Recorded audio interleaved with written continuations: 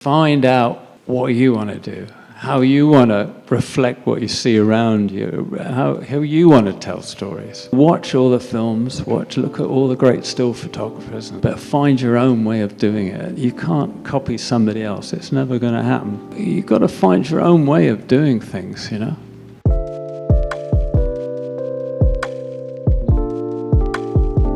This year, I had the amazing opportunity to film for Deakins Week in Chicago. It was a 3-day event hosted by the Athenaeum Center that featured Roger Deakins' new photography collection, Byways. The week's events included a private dinner with Deakins and other patrons, a Q&A followed by a screening of No Country for Old Men, and lastly, a live recording of the Team Deakins podcast with Roger and James Deakins. If you don't already know Roger Deakins, he is probably the greatest cinematographer of all time and a huge inspiration of mine. He is responsible for movies like No Country for Old Men, Skyfall, Blade Runner 2049, 1917, Sicario, the list goes on and on. He is amazing. Him being a world-famous Oscar-winning cinematographer, I was surprised to see that the events would be focused on his photography, which I was surprised that he did. All I knew was that I had to be part of this event, whether it's me covering it or just being there to gain insights from Roger Deakins himself. As an aspiring filmmaker, to meet, to learn, and to gain insights from Roger Deakins himself live in person, no doubt would be transformative for my career. So I reached out to the Athenaeum Center, who was the one hosting these events, and I asked if they needed event coverage, and to my surprise,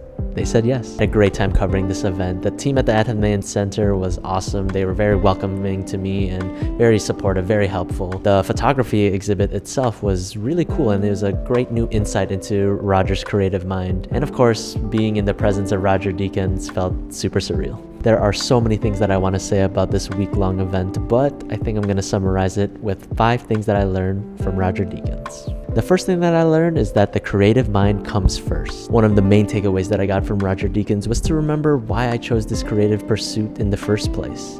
And for Roger Deakins, that was expressing yourself through your work. Well, I mean, it's just so different than working on a movie. I mean, it's just me and my camera, and it's an excuse really to explore. Some days I find an image that says something to me, and that's it, you know, and I come home and James will tell you I feel all energized because I've got a shot that I really like. I've said it a million times, I'm not a photographer, these are just my little doodles. It's like my sketchbook.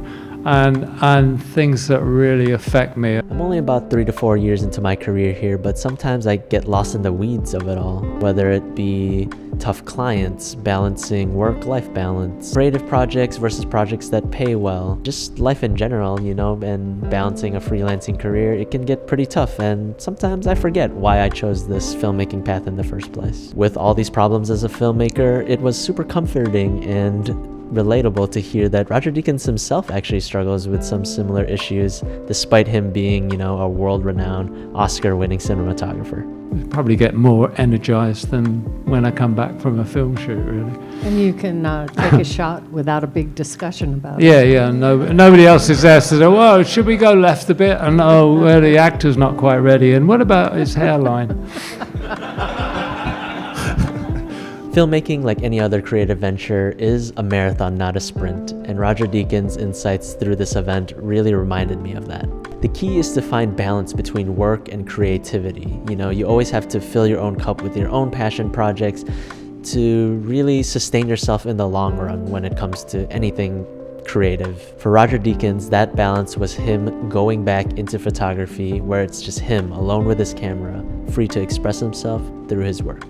I walked that beach that day for hours and hours, and when I saw that, I don't know, it just kind of like, whoa, just the sun was going down, it was the end of the day, it just kind of rained a bit, and then this guy was leaning forward, and there's a little sort of piece of poetry written on the glass. There's just something about that shot that, I mean, I think that's probably as near to a perfect image I've ever taken. The second thing I learned from Roger Deakins was about luck, patience, and a little hard work. Actually, a lot of hard work. I think most people like to assume that masters of their craft like Roger Deakins have this unattainable, natural-born talent. While that might be true, I think people really underrate the hard work, the patience, and also sometimes the luck that it takes to become a master of your craft. For Roger Deakins, it's no different, and I think this anecdote that he has from being on set in Sicario and getting the perfect picture really summarizes this experience. Yeah, and I know you mentioned one of the ones that was, I think, most of these are more unplanned, but one of the more planned was the lightning striking the bars. I took that after we were shooting a day on Sicario, I think it was. And the filming was shut down because of the lightning storms, and we were filming on a rooftop and they deemed it too dangerous. So the film wrapped and I drove, I think it was about 50 miles to that location. I knew the location and I thought, I wonder if I can get it with, a bar with a flash of lightning behind it. But it was pure luck that it's a single bolt of lightning. While Roger Deakins is just talking about this one particular event, I think this summarizes filmmaking as a whole. It's a lot of waiting, just like Roger Deakins had to wait for these storm warnings to clear all day. It's about being at the right place at the right time. He was on set at Sicario, but he was also wandering around aimlessly, finding this perfect abandoned barn in the middle of nowhere. And of course, it's about using your skills that you've honed in over the years, just as Roger has, to be able to capture this lightning in a bottle moment. James Deakins, Roger Deakins' wife, who is also his creative partner in many of the movies that he's worked on, sums it up best. I think it's a little bit like writing, because writers say just do it regularly, just keep doing it. So if you keep going out, and it kind of trains your eyes to look at just the most mundane things in terms of frame, and just keep practicing, and then it starts to come naturally. Creativity, like any other skill, is something that should be worked on daily. Eventually, it'll all pay off in the end, and you'll find yourself in that moment where patience, hard work, and luck all come together.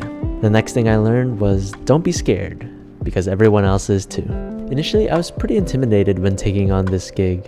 After all, I'd be filming in front of the Roger Deakins. Any new gig that I get pretty nervous for, especially when it's filming for something big like this event or using a skill that I haven't really used before. I was relieved to find out, however, that even Roger Deakins himself, the best of the best, goes through some of these same struggles when facing uncertainty. But on 1917, it was like outside the box, because it was like we were a quarter of a mile or half a mile away from the camera. So James knew right away, and we were the camera was in a trench, and we're in a van, and I'm remotely operating, remotely pulling stop, and Andy's remotely focus pulling. And she realized straight away, how do we get connectivity between all these elements, and how do we get it so they're not interfering with each other? It was stuff like that. I mean, it's the whole technical thing behind, just pointing a camera. Even the best cinematographer alive, with a career spanning over 40 years, faced and was stumped with something he hasn't faced before. But that didn't stop him from doing the work. Instead, he pushed through, did the work as the cinematographer for this movie, creating one of the best war movies of all time, 1917. It's really innovative what they did with this film to make it look like it was all taken in one shot. And hey, he won an Oscar for it along with his team.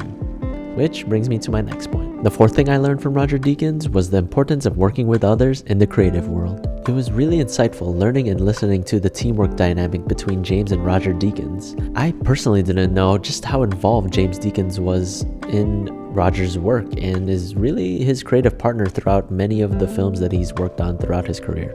I think I've got to say, so many of the movies she doesn't have a credit on, but she did so much behind the scenes. You take a film like 1917, that wouldn't have happened if she hadn't been on it. It wouldn't have. Because when we're shooting, Roger's on the camera, and nobody wants to stop him from what he's doing, so they can ask me the question. As James says, I'm a bit grumpy. Yes. A producer comes up and goes, why do you need that? Why are you spending that money on? They quickly learn to ask me, because I generally will know, and I'll know what we need next week, and if I don't know, I can go tap him on the shoulder, because he is not going to snap at me, because he's going home with me. No. Roger Deakins also talked about working with the Coen brothers for multiple films, and how he built up a team over the years of the same crew members that he would use for all his different projects. We've been very lucky on not all the films, because some films we work with a different crew, but a lot of the time we work with a real tight core group of people, and they're like family. The magic of making movies is that you do all this prep and you think you know the movie so well, and then everyone gathers on the set on the day. The actors come in, they do something unexpected, the set adds something to it, and you're there, and you actually see that scene become something a little more than you thought it was, and you thought you knew it so well. But just all, as Roger said, all the elements coming together is kind of thrilling to see on the day. The relationships he's built with directors like Villeneuve and the Coen brothers and some of these crew members that he's been working throughout his career were just as important as the skills he's built as a cinematographer. For me personally, it was really cool to see the whole Chicago film community come out for this event. I even saw some of my friends that I work with come out for this event unexpectedly, and it was cool catching up and see all the connections that I've made throughout the years. Filmmaking and any other creative venture should not be a solo venture, It's all about that community and sharing our passions with others. I think, that's also what's going to help me take this career into the long run. The fifth and final thing that I learned from Roger Deakins was be yourself.